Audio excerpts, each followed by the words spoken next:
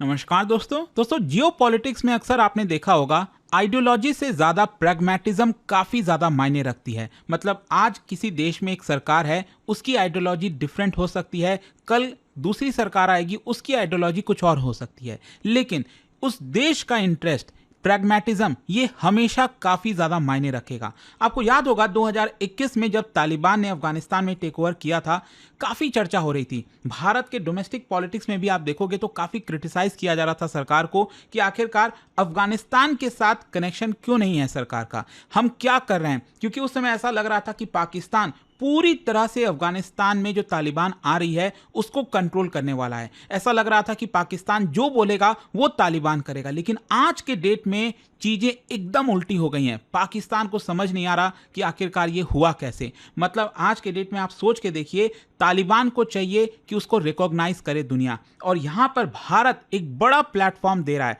आप सब जानते हैं कि तालिबान फॉरेन मिनिस्टर भारत में इस समय एस जयशंकर साहब से कल मुलाकात हुई, और यहां पर आप देख सकते हो एक बहुत बड़ा मैसेज दिया गया है पाकिस्तान को। Don't test courage of Afghans, Taliban ministers warning to Pakistan from India. इसको थोड़ा सा डिटेल में समझेंगे कि एग्जैक्टली हो क्या रहा है, तालिबान के मिनिस्टर ने क्या कहा है एग्जैक्टली, और आगे क्या हो सकता है। काफी कुछ जानने को है, चलिए आगे बढ़ते हैं। लेकिन उससे पहले आप सबको बता दूं, आज लास्ट डेट है। अगर आप कोई भी कोर्स लेना चाहते हो स्टडी आईक्यू पर, चाहे 2026 का हो, 27 हो या फिर 28 हो, जिसमें कंप्लीट प्रिपरेशन आपको कराई जाती है, प्रीलिम्स मेंस इंटरव्यू, तो यहां पर कोड है अंकित लाइव, लिंक कमेंट सेक्शन में दिया हुआ है, यूज करिए ये कोड ताकि मैक्सिमम डिस्काउंट मिले। बैच से रिलेटेड कोई भी अगर आपको जानकारी चाहिए, ये फोन नंबर दिया, आप इस पे कॉल कर सकते हैं, मेरी टीम आपको अच्छे से गाइड करेगी। चलिए शुरुआत करते हैं। सबसे पहले देखते हैं कि एग्जैक्टली हुआ क्या है कि 2021 में जब काबुल पर टेक ओवर किया गया तालिबान के द्वारा, तो उसके बाद से सबसे बड़ा हाईएस्ट लेवल तालिबान विजिट आपको देखने को मिलेगा।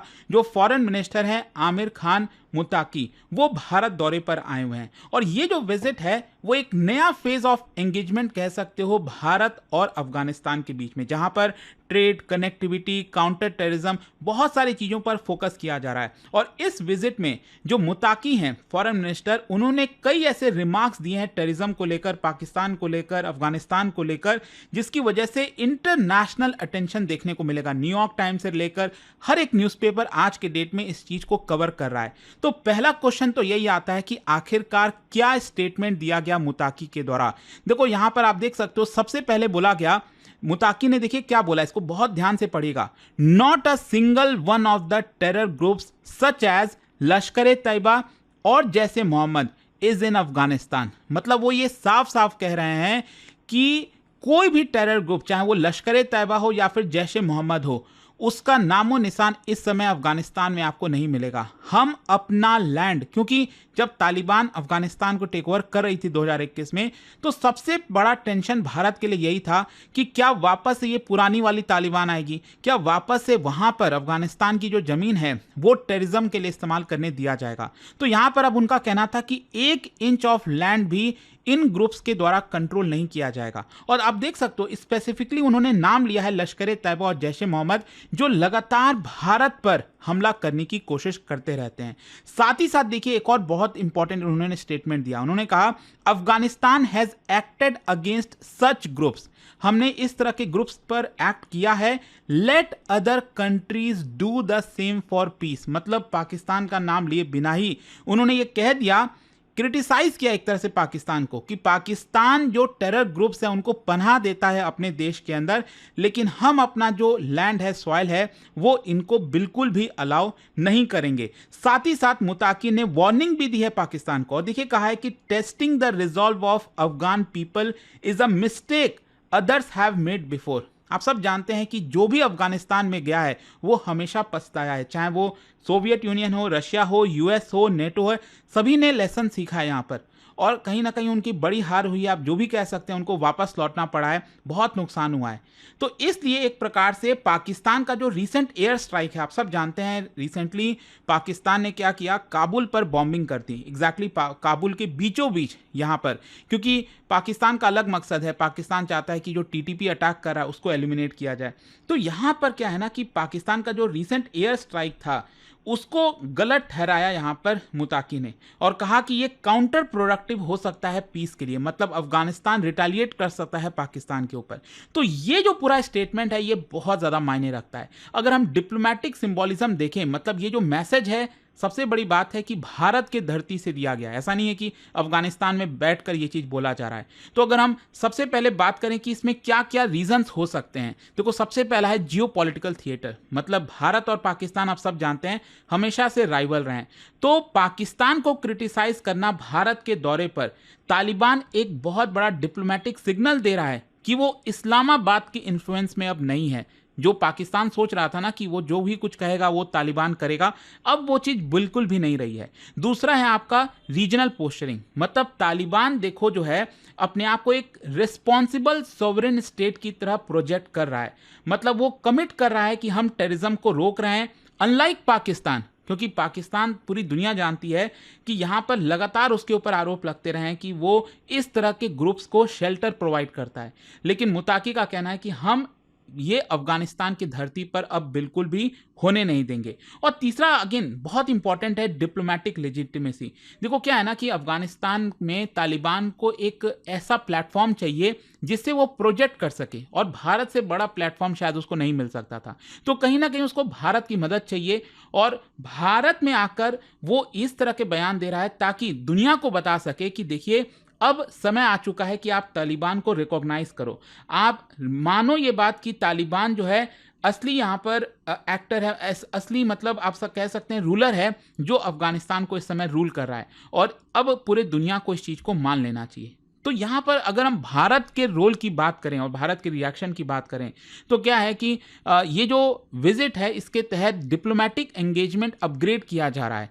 तालिबान जो आई है इस समय भारत में, तो इसकी वजह से तालिबान सरकार के साथ और ज़्यादा डिप्लोमेटिक एंगेजमेंट बढ़ाया जा रहा है। एस जयशंकर साहब अगर आप देखोगे तो उन्होंने डायरेक्टली मुताकी से मुलाकात की और कहा कि पाकिस्तान दोनों देशों के लिए थ्रेट है, अफगानिस्तान के लिए भी और भारत के लिए भी। तो भारत ने अपना डिप्लोमेटिक मिशन को अपग्रेड किया है। मैं बता दूं अब ये डिसाइड किया गया है कि भारत अपना फुल फ्लेज जो एम्बेसी है उसको काबुल में ओपन करेगा। अगेन काफ़ी बड़ा आप कह सकते हैं कि भारत भी रिस्क ले रहा है यहाँ पर, लेकिन दूसरी तरफ डिस्कशंस भी हुए हैं ट्रेड को लेकर, ह्यूमैनिटेरियन एड को लेकर, इंफ्रास्ट्रक्चर प्रोजेक्ट्स को लेकर। आप सब जानते हैं कि भारत ने हैवी इन्वेस्टमेंट किया हुआ है काबुल में और अफगानिस्तान में यहाँ पर, ताकि भारत का एक जो सॉफ्ट डिप्लोमेसी है, ये सॉफ्ट पावर जो है वो लगातार बना रहे। और भारत का स्ट्रैटेजिक कैलकुलेशन एकदम क्रिस्टल क्लियर है। यहाँ पर हम अपना कम्युनिकेशन चैनल काबुल के साथ मेंटेन करना चाहते हैं, लॉन्ग टर्म इन्वेस्टमेंट जो है अफगानिस्तान के इंफ्रास्ट्रक्चर में उसको प्रोटेक्ट करना चाहते हैं, और साथ ही साथ हम चाहते हैं कि अफगानिस्तान के धरती से एंटी इंडिया टेररिज्म ना पनपे, मतलब पहले कुछ दशकों पहले जो चलता था अफगानिस्तान के अंदर वो अब वापस से रिपीट ना हो। और इसीलिए मैं आपसे कहा था, जो स्टार्टिंग में कह रहा था ना कि प्रैग्मेटिज्म ये बहुत इंपॉर्टेंट है। हो सकता है कि अफगानिस्तान में जो तालिबान इस समय रूल कर रही है वो हमारे आइडियोलॉजिकल पर्सपेक्टिव से पैरेलल ना हो, हमारे आइडियोलॉजिकल पर्सपेक्टिव से सही ना हो, लेकिन अभी आज के डेट में प्रैग्मेटिज्म यही कहता है कि हमें उनके साथ एंगेज करना पड़ेगा। तो मुताकी को होस्ट करके यहाँ पर जो डिप्लोमेटिक आउटरीच हमने किया है वो एक प्रकार से कैलकुलेटिव मूव आप कह सकते हो भारत की तरफ से किया जा रहा है। दूसरी तरफ अगर हम पाकिस्तान के पोजीशन की बात करें तो पाकिस्तान का जो स्टैंड है ना ये काफी डिफेंसिव और क्रिटिकल आपको देखने को मिलेगा। सबसे पहले तो पाकिस्तान ने तालिबान का क्लेम रिजेक्ट किया है। पाकिस्तान बार बार यही कहता है कि कोई भी टेरर ग्रुप जो है वो आपका अफगानिस्तान के अंदर ही देखने को मिलता है। इनफैक्ट आप सब जानते हैं टीटीपी को लेकर काफी चर्चा होती है, तहरीके तालिबान पाकिस्तान। तो पाकिस्तान बार बार ये कह रहा है कि ये जो बॉम्बिंग हो रही है यहाँ पर जो टीटीपी शामिल है उसको शेल्टर अफगानिस्तान प्रोवाइड कर रहा है, एंड वो एक सबसे बड़ा मुद्दा बन गया आज के डेट में पाकिस्तान और अफगानिस्तान के बीच में। फिर पाकिस्तान के जो ऑफिशियल्स हैं उन्होंने डायरेक्टली काबुल पर आरोप लगाया है कि जो एंटी पाकिस्तान मिलिटेंट्स हैं वो आपका अफगानिस्तान में है। पाकिस्तान ने रिसेंटली एयर स्ट्राइक भी किया, जैसा कि मैं आपको बता रहा था। तो ये जो टिट फॉर टैट नैरेटिव है इसकी वजह से एक बहुत बड़ा डिस्ट्रस्ट आज के डेट में अफगानिस्तान और पाकिस्तान के बीच में आपको देखने को मिलेगा। खैर तालिबान का जो स्ट्रैटेजिक मोटिव है वो भी आपको समझना पड़ेगा। तालिबान यहां पर कई प्रकार के मैसेज सेंड करने की कोशिश कर रहा है। 4 मेन चीज है तालिबान के लिए। सबसे पहला है लेजिटिमेसी, मतलब यहां पर तालिबान चाहता है कि अब पूरी दुनिया उसको रिकॉग्नाइज करे, सबसे इंपॉर्टेंट। दूसरा, यहां पर वो लीवरेज लेना चाहता है पाकिस्तान के खिलाफ, मतलब पाकिस्तान को डायरेक्टली क्रिटिसाइज करके तालिबान ये बात साफ कह रहा है कि हम सॉवरेन हैं, हम पाकिस्तान के ऊपर डिपेंडेंट नहीं हैं। जियोपॉलिटिकल बैलेंसिंग भी करने की कोशिश कर रहा है, मतलब भारत के साथ एंगेज करके वो पाकिस्तान का जो इन्फ्लुएंस है उसको भी काउंटर बैलेंस कर रहा है कि एक प्रकार से डिप्लोमेटिक जो फ्लेक्सिबिलिटी है वो चाहता है तालिबान, और इकोनॉमिक इंसेंटिव भी चाहता है। मतलब भारत से अगर उसके संबंध अच्छे होंगे तो जाहिर सी बात है trade route, humanitarian assistance, investment, ये काफी कुछ इस समय अफगानिस्तान को मिल पाएगा। खैर, जहां तक बात है, देखो एक चीज आपको ये भी समझनी है कि तालिबान पाकिस्तान के खिलाफ तो बोल ही रहा है, और जरूरी भी था। अगर वो भारत इतना बड़ा प्लेटफॉर्म अगर तालिबान को दे रहा है तो ये जरूरी था कि तालिबान ये चीज बोले। लेकिन आपको एक और चीज समझनी होगी कि तालिबान का ये कहना कि कोई भी टेरर ग्रुप आज के डेट में अफगानिस्तान में नहीं है, इसको अभी इंडिपेंडेंट वेरिफिकेशन नहीं कह सकते आप, क्योंकि कई सारे जो इंटेलिजेंस रिपोर्ट्स हैं, यूएन की फाइंडिंग्स हैं, उन्होंने यही इंडिकेट किया है कि आज के डेट में भी अलकायदा, एलईटी, इस्लामिक स्टेट के एफिलिएट्स आपको अफगानिस्तान के अंदर देखने को मिलेंगे। मैं ये नहीं कह रहा हूं कि वो डायरेक्टली तालिबान कंट्रोल कर रहा है, लेकिन अभी भी अफगानिस्तान के अंदर उनका प्रेजेंस है। तो थोड़ा सा भारत को भी यहां पर बैलेंस करके चलना होगा। लेकिन ओवरऑल कंक्लूजन यही निकलता है कि तालिबान फॉरेन मिनिस्टर का जो मैसेज है पाकिस्तान को फ्रॉम इंडियन सॉइल, ये एक टर्निंग पॉइंट आप कह सकते हो साउथ एशियन डिप्लोमेसी में, जहां पर अफगानिस्तान लेजिटिमेसी चाहता है, पाकिस्तान आइसोलेशन फेस कर रहा है, और दूसरी तरफ भारत यहां पर प्रेगमेटिक नेसेसिटी बन गया है ये चीज, ताकि हम तालिबान के साथ एंगेज करें। तो आई होप कि इस वीडियो के थ्रू ये जो एक बहुत बड़ा इंपॉर्टेंट आपका न्यूज आया उसके बारे में आपको बताना चाहता था। और जाने से पहले एक इंटरेस्टिंग क्वेश्चन आप सभी के लिए, अफगानिस्तान की नदी से रिलेटेड यहां पर 2 स्टेटमेंट दिए गए हैं, आपको बताना है कौन सा करेक्ट है। और उसका राइट आंसर आप सब जानते हैं, मेरे इंस्टाग्राम पर तो मिलेगा ही, वहां पर अगर आप नहीं हो कोई बात नहीं, टेलीग्राम से ले सकते हैं इसका सही उत्तर। और दोस्तों, जैसा मैंने आपको बताया, अगर आप यूपीएससी की तैयारी कर रहे हैं, कोई भी बैच चाहते हैं, you just have to use this code Ankit live maximum discount के लिए। कोई भी अगर आपको प्रॉब्लम है, दिक्कत है बैच से रिलेटेड, ये फोन नंबर दिया है 092400232393, आप इस पे कॉल कर सकते हैं, मेरी टीम आपको अच्छे से गाइड करेगी। एंड लास्ट डेट है आज, ध्यान रखिएगा, किसी भी बैच पर आपको मैक्सिमम डिस्काउंट मिल जाएगा। दोस्तों, स्टडी IQ IAS लेकर आया है ग्रेट इंडियन फेस्टिवल सेल, एक गोल्डन चांस अपनी IAS जर्नी शुरू करने का। ऑफर वैलिड है सिर्फ 11 अक्टूबर तक, और इसमें मिल रहा है मैक्सिमम डिस्काउंट एवर सभी यूपीएससी कोर्सेज पर। और सबसे एक्साइटिंग बात, इवनिंग फाउंडेशन बैच स्टार्ट हो चुका है हर शाम 6 बजे लाइव क्लासेस के साथ। आप अपना बैच चूज कर सकते हैं इनमें से कोई भी, UPSC 2026 fast track batch at 7499, UPSC 2027 long term foundation batch at 19999 and UPSC 2028 Nirman batch eight 34999।